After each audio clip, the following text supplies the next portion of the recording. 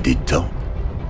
Et partout dans le monde, les incendies sont un danger constant pour toutes les grandes villes.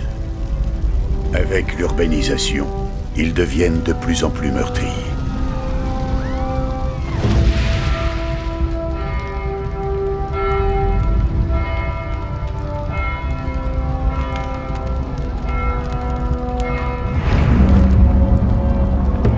Le grand incendie de Tokyo fit plus de 30 000 morts.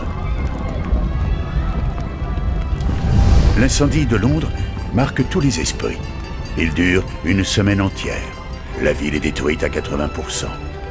13 200 maisons, 87 églises et la cathédrale Saint-Paul partent en fumée.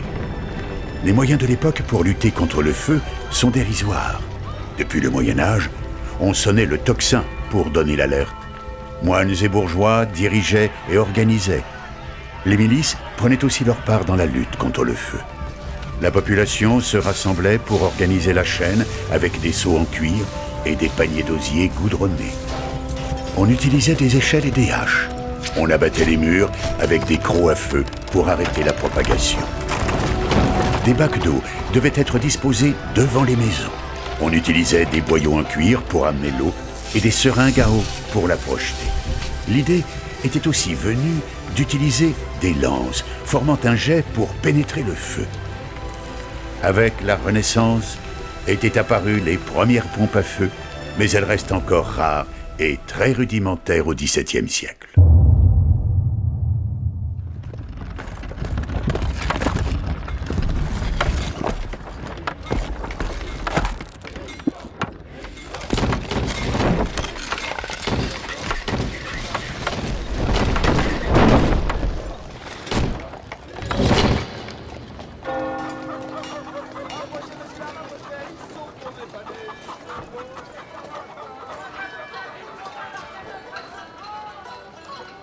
En 1718, Nantes est une ville active et un port en plein développement.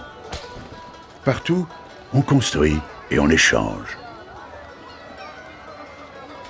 Au quartier du Bouffay bat le cœur de la ville. Autour du marché, on commerce et on y bat monnaie.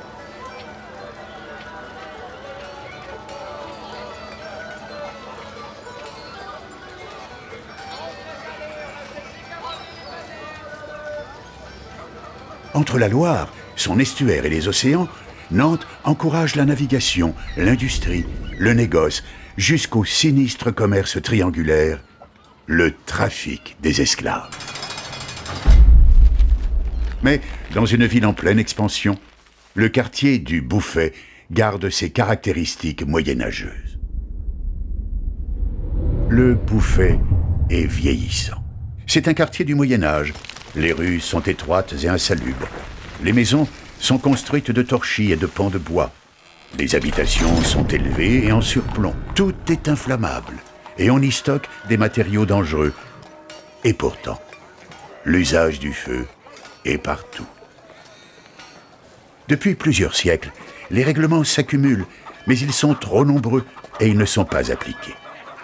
La ville grandissant, de graves incendies se multiplient comme en 1680 et 1682.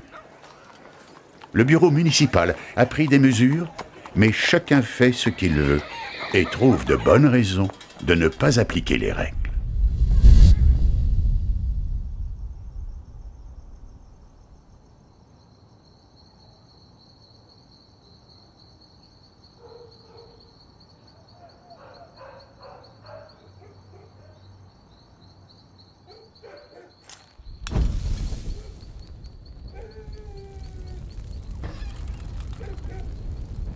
Regardez! Je vais mettre perruquier! Le feu! Il a raison, réveillez-vous! Le Bouffay brûle! Au feu! Au feu! Au feu! Prévenez tout le monde! Le Bouffay brûle! Les moines! Il faut prévenir les moines! Le tocsin! Demandez le tocsin!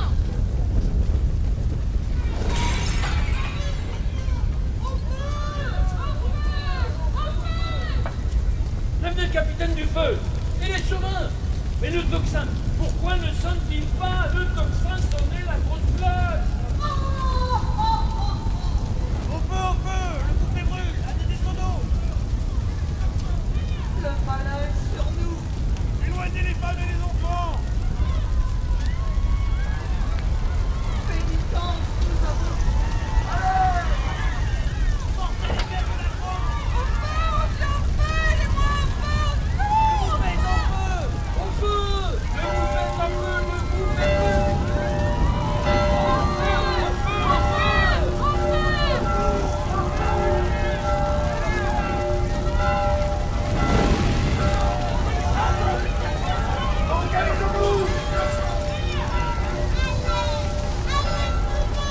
Oh misère!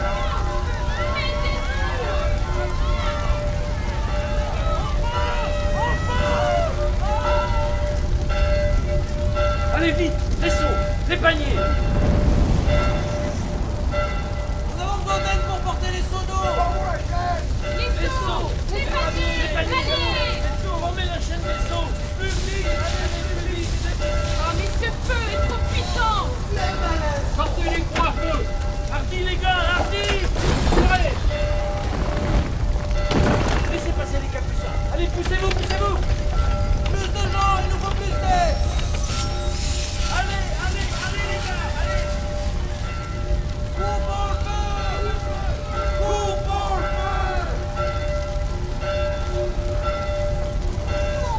feu! Oh non, on va tuer.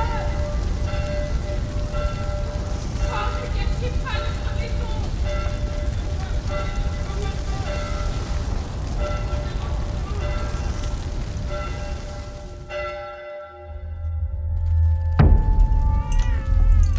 Oh, mais qu'allons-nous devenir?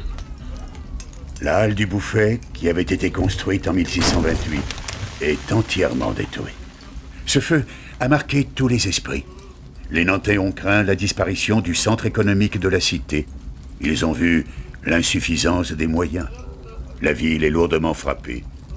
Certains sinistrés sont ruinés.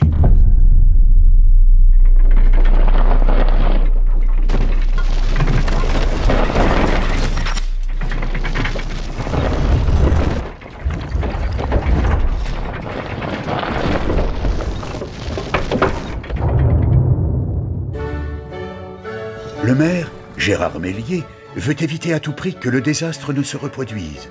Il fait revoir les cheminées, rend les ramonages obligatoires. Il interdit les feux et chandelles dans les endroits où se trouvent fagots, paille, chanvre, résine, graisse, pois, salpêtre. Il fait acheter 4 pompes à feu et affecte 40 personnes pour les tourner et diriger. Il distingue les pompiers par des bonnets de marque afin qu'ils puissent être identifiés. En 1721, le maire réorganise le service lutte contre l'incendie et il crée le corps des pompiers volontaires de la ville de Nantes. L'ancêtre de celui que nous connaissons aujourd'hui et qui protège notre ville depuis bientôt 3 siècles. En matière d'urbanisme, ce maire visionnaire décide de repenser l'urbanisme comme l'architecture. L'usage de la pierre devient systématique. Qui bâtit ou refait de pied maison de nouveau, la doit bâtir à plomb et à la ligne sans aucune saillie. Et s'il ne rebâtit dès le pied, doit tenir à plomb depuis l'étage où il réédifie. Avec les architectes comme Céneret et Crucy, le XVIIIe siècle marquera à jamais l'identité de la ville. Les immeubles de l'île Feydeau, de la place du Bouffet, des quais Flessel et du port Maillard que nous connaissons aujourd'hui sont construits. L'opération d'urbanisme durera 2 siècles. Le château du Xe siècle, sa prison et sa fameuse tour sont détruits en 1848, puis les remparts. Le beffroi de la tour et son horloge sont heureusement sauvés et trônent au-dessus de l'église Sainte-Croix. L'incendie du Bouffet de 1718 a marqué un tournant décisif pour notre ville. Il a redessiné son plan, son centre, la place du Bouffet et ses rues pour que continue de battre encore plus fort le cœur de notre cité.